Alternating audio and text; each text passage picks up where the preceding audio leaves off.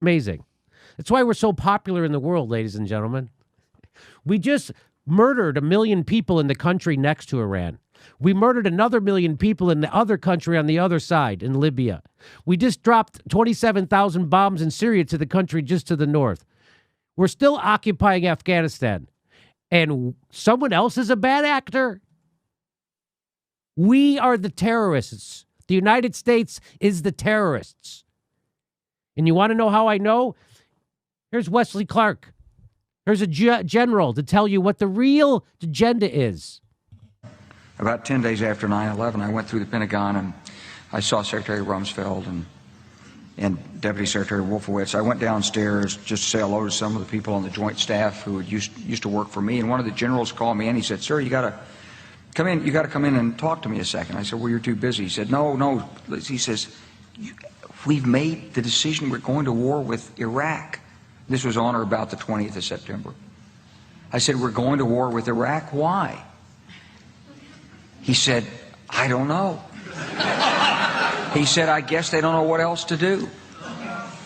So I said, "Well, did they find some information connecting Saddam to Al-Qaeda?" He said, No. He says, "There's nothing new that way. They've just made the decision to go to war with Iraq."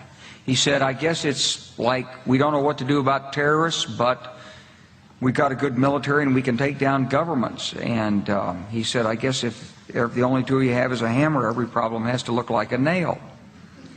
So I came back to see him a few weeks later, and by that time we were bombing in Afghanistan. I said, "Are we still going to war with Iraq?" And he said, "Oh, it's worse than that."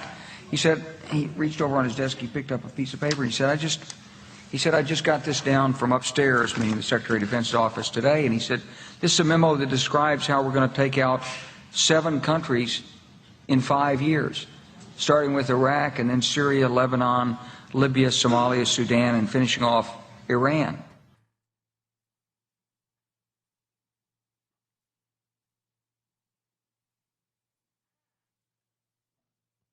And now you know the rest of the story.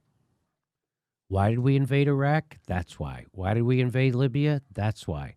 Why did we invade Syria? That's why. Why is our military in the Sudan, in Somalia? That's why. This is all about imperialism. That's why. It's all about oil, natural resources, and corporate profits. That's what this is all about. Murdering people. Murdering people. That's what this is all about. Because we can. United States is the biggest murdering terrorist country in the world. Organization. We're much, much bigger terrorists than Al-Qaeda and ISIS ever could hope to be. That's our country. Now, people like Sam Harris will tell you that we're the good guys. And we should be doing this because they have an old-timey religion that's barbaric. Unlike Sam Harris's religion, and unlike the Christianity I was brought up with, which massacred the Indians, the Native Americans in the United States,